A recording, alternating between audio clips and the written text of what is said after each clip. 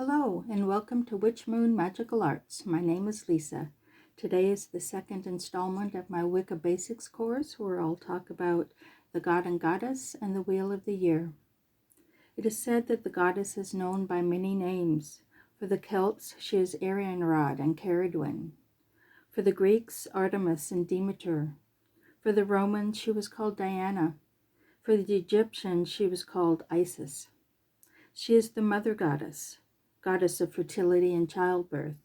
She is the triple goddess, maiden, mother, and crone. She is the moon goddess, Hecate for the dark moon, Artemis for the waxing moon, and Selene for the full moon. She represents the different aspects of our lives: growth, maturity, death, and rebirth. While she represents receptivity, the god represents assertiveness. She is growth and abundance, and he is the seed and the fruit. He gives his life in service of the goddess, which is the life force. He is known as Dionysus, Osiris, Pan, Zeus, Jupiter, Cronus. Together they are the balance of the male and female aspects of creation. The wheel of the year reflects this cycle of birth, growth, death, and rebirth. It also represents seasonal changes and the changes within our own lives. There are 8 sabbats or spokes in the wheel.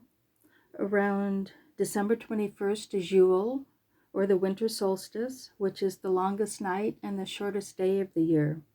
The goddess gives birth to her son, which brings light back into the world. The life force is coming back through the dark of winter. On February 2nd, we have Imbolc, which is also called Candlemas, sacred to the goddess Brigid, who is a triple goddess of healing, poetry, and smithcraft.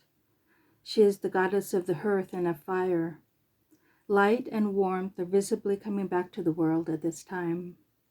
Around March 21st, we have Ostara, which is the vernal or spring equinox. Night and day are balanced at this time. The life force is strong. The world is reawakened after winter. May 1st is Beltane, the marriage of the god and goddess. It is said that the veil between the worlds is thinnest at this time and at Samhain in the fall. It is the most fertile time of year. Some of the ancient fertility rites include jumping the fire and maypole dances. Around July 21st, we have Litha, or the summer solstice, midsummer. It is the longest day and the shortest night of the year, opposite from Yule. August 1st is Lughnasadh, wake of the sun god Lu, who dies with the harvest. It is the first of the harvest festivals. The sun is beginning to decline at this time. Around September 21st, we have Mabon, or the fall equinox. Day and night are equal again. It is about the fall harvests, thanksgiving and sorrow at the death of the sun god. October 31st is Samhain, which means summer's end. Again, it is the time when the veil between the worlds is the thinnest. It is said that the spirits and ancestors can move about into our world much easier at this time. You can set a plate at your table called a dumb supper to invite your ancestors in. It is the last of the harvest. All harvest should be in at this time, the last of the warm weather and the beginning of the dark time of year. And the wheel turns again back to Yule. Now at this time I'd like to read the charge of the goddess. It is beloved by many Wiccans. Listen to the words of the Great Mother, who of old was called Artemis, Astarte, Dione, Melusine, Ceridwen, Diana, Arianrhod, Brigid, and by many other names. Whenever you have need of anything, once a month, and better it be when the moon is full, you shall assemble in some secret place and adore the spirit of me, who is queen of all the wise. You shall be free from slavery, and as a sign that you be free, you shall be naked in your rights. Sing, feast, dance, make music and love, all in my presence. For mine is the ecstasy of spirit, and mine also is joy on earth. For my law is love unto all beings. Mine is the secret that opens upon the door of youth, and mine is the cup of the wine of life, that is the cauldron of Caradwin, that is the holy grail of immortality.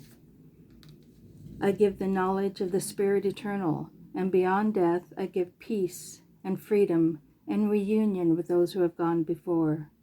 Nor do I demand aught of sacrifice, for behold, I am the mother of all things, and my love is poured out upon the earth. Hear the words of the star goddess, the dust of whose feet are the hosts of heaven, whose body encircles the universe. I am the beauty of the green earth, and the white moon among the stars, and the mysteries of the waters. I call upon your soul to arise and come unto me.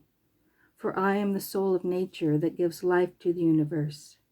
From me all things proceed, and unto me they must return. Let my worship be in the heart that rejoices, for behold, all acts of love and pleasure are my rituals. Let there be beauty and strength, power and compassion, honor and humility, mirth and reverence within you. And you who seek to know me, know that your seeking and yearning will avail you not unless you know the mystery. For that which you seek you find not within yourself, you will never find it without. For behold, I have been with you from the beginning, and I am that which is attained at the end of desire. Thank you for joining me today. Next time we'll talk about magical tools and the 4 elements. Blessed be.